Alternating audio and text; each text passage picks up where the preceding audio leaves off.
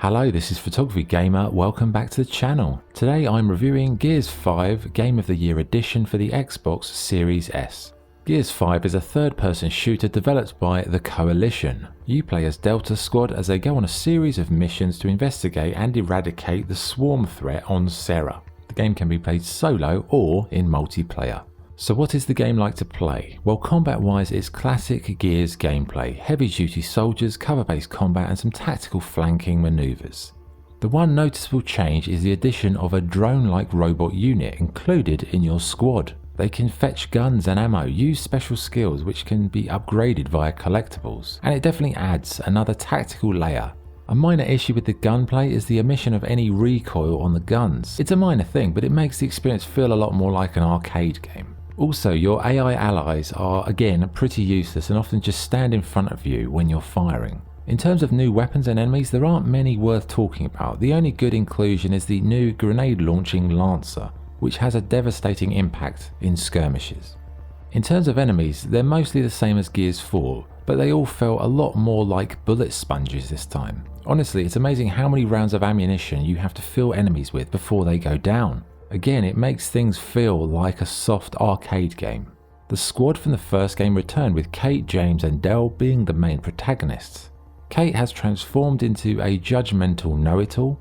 James has a complete personality change which actually works, making him vastly more interesting as a character, but then he flip-flops back to a bland character later in the narrative. And Dell once more has a minimal impact and just ends up being Kate's yes man. There's also some annoying English guy with sunglasses on, very poorly written, stereotypical English dialogue. I can't even remember his name, that's how pointless a character he is. But the two best characters are Marcus Phoenix and Paddock, who in my opinion are criminally underused. Despite Marcus not featuring much, he does come out with some classic lines and still holds the power and gravitas in his performance. Listen, James, word of advice. Stop trying to prove yourself. Just do the job. Dad, I took a necessary risk. Necessary means you have no other option. That wasn't necessary, and you know it. For me though, Paddock steals the show with his old school and uncompromising views on the war with the COG. Two things I dislike, Baird. The COG and children. You've brought me both. I'm so glad he returned, and if you want some more backstory on Paddock, go and play Gears Judgment. Another big change in Gears 5 is the addition of some open world sections. Now, the game isn't a complete open experience, it's only in 2 regions and they're not exactly jam-packed with points of interest. They do elongate the experience, making for some more side quest activity and busy work, but often they just add space that you have to traverse in order to get from point A to point B. I can see what the developers are trying to do, add more time to the playthrough, give players some time to breathe. But I can't help feel they've misunderstood what the Gears franchise is all about. Gears is a linear action combat game which goes from one action sequence to another.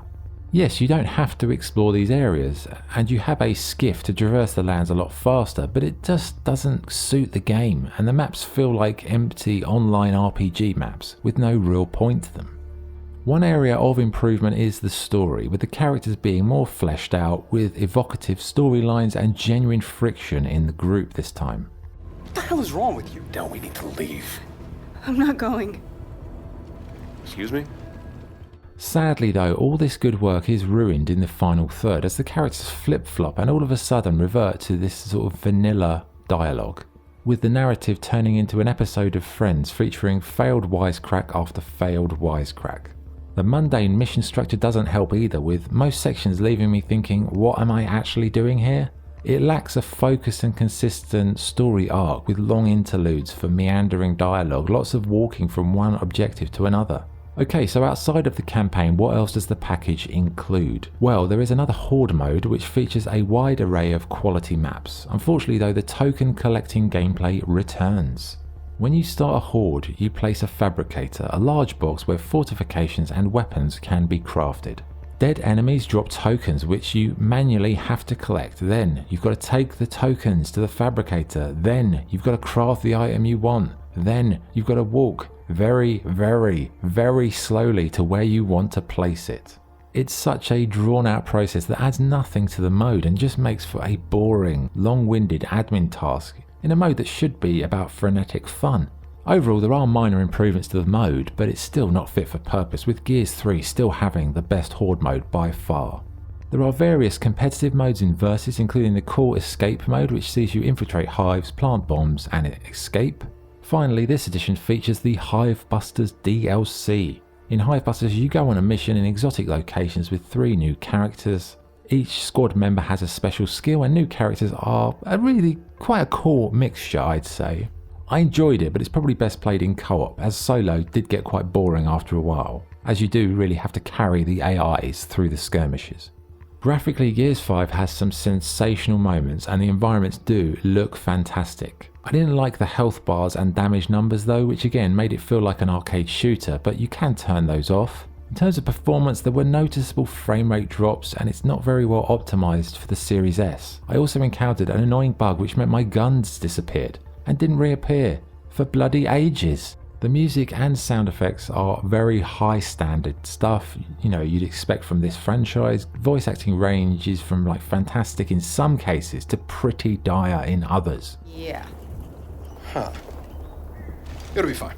There were a few audio sync issues as well as during cutscenes, which did break the immersion a little bit. Okay, what's good and what's bad? What's good? The story arc and character development is a vast improvement on Gears 4. The addition of a robot drone adds more tactical choices. It's great to see Paddock return to the franchise, and he might be the most compelling character in Gears 5. Hivebusters is a fun and entertaining DLC, and Versus mode is as good as ever. What's bad? Combat feels more like an arcade shooter, and enemies are more bullet spongy than ever. Most of the missions are quite mundane and forgettable. Marcus Phoenix is once again grossly underused. The open world sections go against the core principles of Gears. Yes, they add playtime, but they don't add any value. The voice acting and writing are mostly disappointing, horde mode is still broken, and it's a real hit and miss product. So what's the verdict?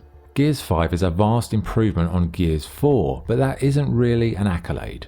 The story and character development is better, but the mission structure was quite mundane, with most of your objectives seeming superfluous and not really having any major impact on the narrative. It's also not as action-packed as a traditional Gears game, opting for long, quiet sections or open world travel. The developers don't strike me as truly understanding what Gears of War is or why it was popular in the first place.